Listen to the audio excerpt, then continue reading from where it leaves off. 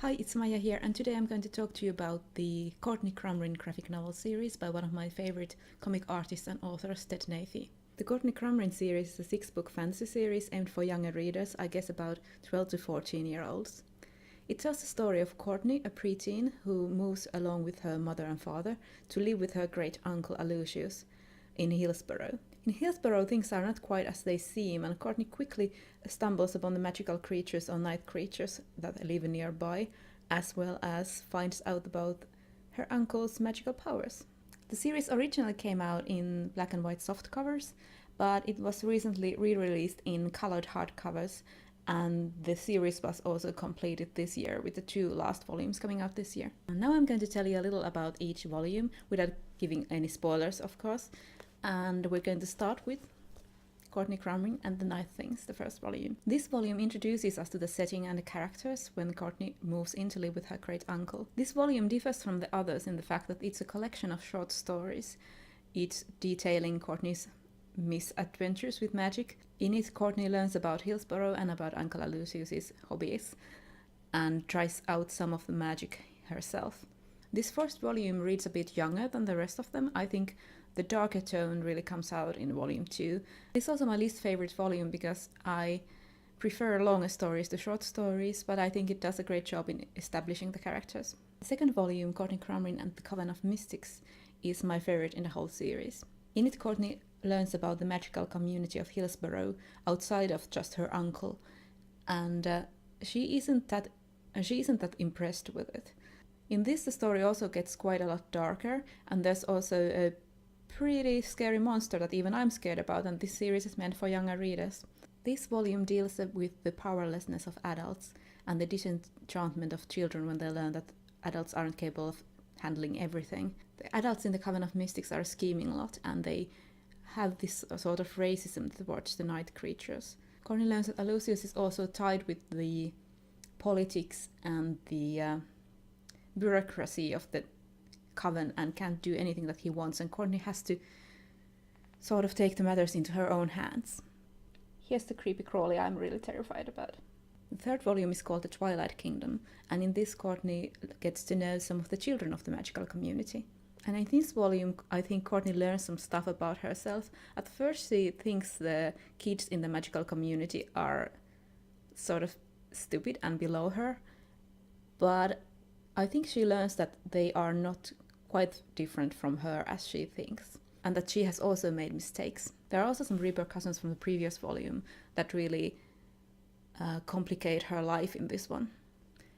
Volume 4 is my second favorite of the series, and it is the Monsterous Holiday, and it follows Courtney and Aloysius in their holiday through Europe. Aloysius is my favorite character, which is a big factor in why this is one of my favorites.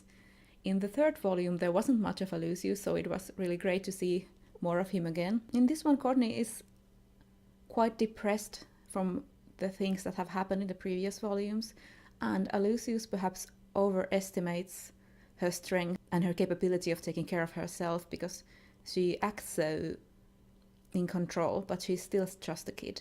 Before I continued to the newer volumes, I actually read these 2 short comics about Uncle Aloysius' youth. First is The Portrait of a Warlock as a Young Man, and the second is The League of Ordinary Gentlemen. I think it was a good idea to read them before the final volumes, because in the final volumes there are some mentions of Aloysius' past, and now I knew about it. I like the second one more than the first one because I think Aloysius was a bit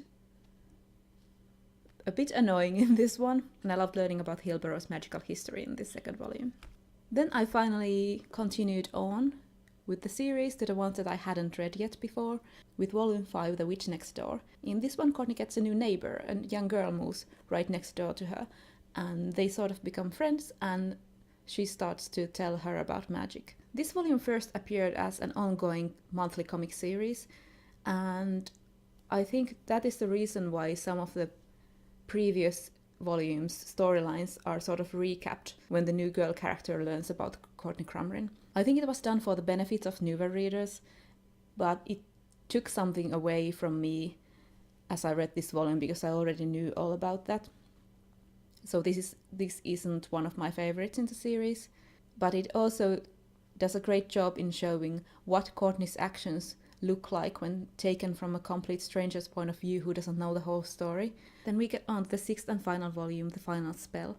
And I'm not going to talk a lot about this one. I have to say that at some points the storytelling felt a bit rushed. That was also the case in The Witch Next Door. I think these two could have made 3 volumes easily, with the pacing slowed down a bit. But I have to say that I still love this one. The first half felt a bit rushed, but the last half was everything I'd ever wanted from the ending.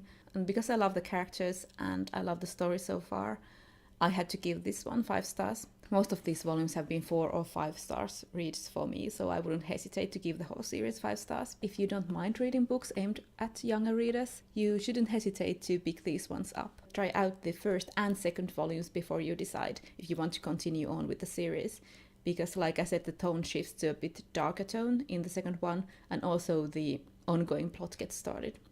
I hope you like this video, and I hope I convinced some of you to try this series out. I think it's really great. And if you liked it, let me know either here or on Twitter. And I'll see you later. Bye!